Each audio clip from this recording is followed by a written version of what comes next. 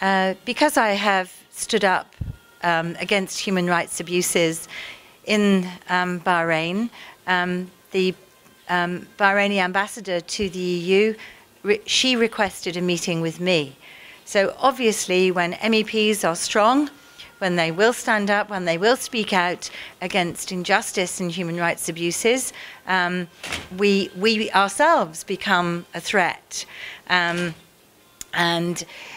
we can have, you know, I mean, it's important to have these meetings, and I suppose in a way it demonstrates how the position that we have and the authority that that carries, and how that in itself is of concern to the government.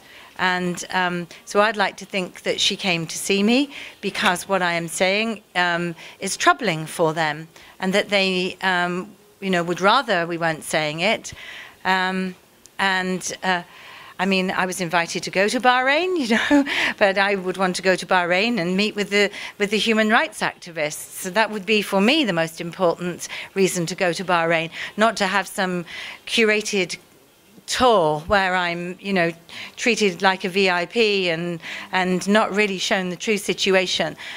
People already know me as a very grassroots campaigner, so it's only when I'm talking to civil society NGOs that I feel I get the true picture. Well, to convince me, you know, that if they are, you know, I asked about young people. Well, I was told, well, we're not really detaining and imprisoning young people. We're just, you know, if they're causing trouble, we're just taking them and then we're getting their parents in, and we are, you know, we want to give them a good education, so we're trying to create a really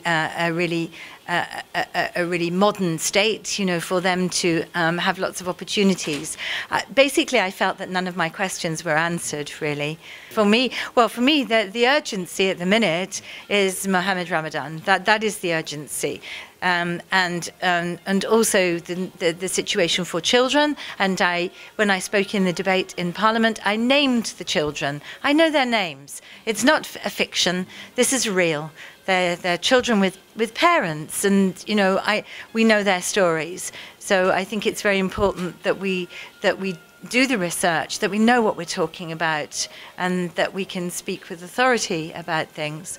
So I was speaking today because I'm concerned about the children. I'm concerned about the women who are losing their jobs because they might have ties with the opposition or with other groups. You know, these are concerns that I'm bringing. Well, we have to act where we can and how we can.